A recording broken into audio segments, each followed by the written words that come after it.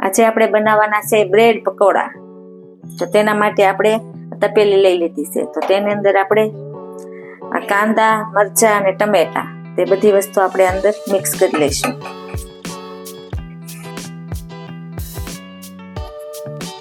આની અંદર નાખશું આપણે ધાણા, આને આપણે મિક્સ કરી લઈશું। તો આની અંદર આપણે હજી મસાલા કરવાના છે। તો મસાલા કરશું। 1 ચમચી આપણે ધાણા જીરું નાખશું, થોડીક આપણે હળદર, હિંગ નાખશું, 1 આપણે લીંબુ નીસવશું અને આપણે મિક્સ કરી લઈશું। સ્વાદ પ્રમાણે આપણે મીઠું નાખશું, જરૂર પડશે તો આપણે વધારે નાખશું। આની અંદર આપણે ચણાનો લોટ નાખવાનો છે। લોટ આપણે ચાળી લીધેલો છે।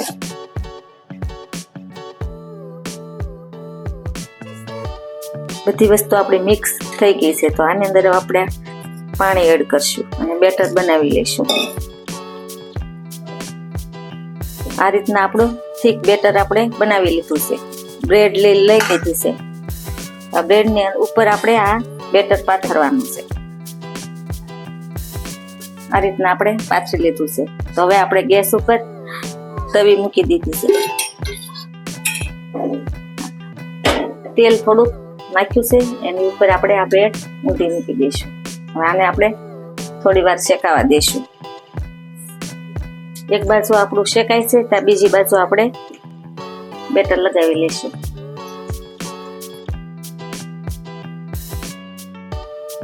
હવે આપણે આને પલટાવી લઈશું।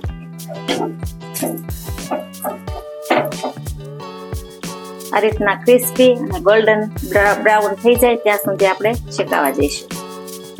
જુઓ, બ્રાઉન કલર આવી ગયો છે। તો આવી રીતના આપણે બધા બ્રેડ પકોડા બનાવી લઈશું। આપણા બ્રેડ પકોડા બનીને તૈયાર થઈ ગયા છે। તો હવે આને આપણે કટિંગ કરશું। આપણા પકોડા બનીને તૈયાર થઈ ગયા છે। તો આને આપણે ટમેટા સોસ સાથે ખાઈ શકીએ અથવા તો આપણે આંબલી અને ખજૂર ચટણી સાથે પણ ખાઈ શકીએ। તો જુઓ, ક્રિસ્પી અને સરસ મજાના બન્યા છે।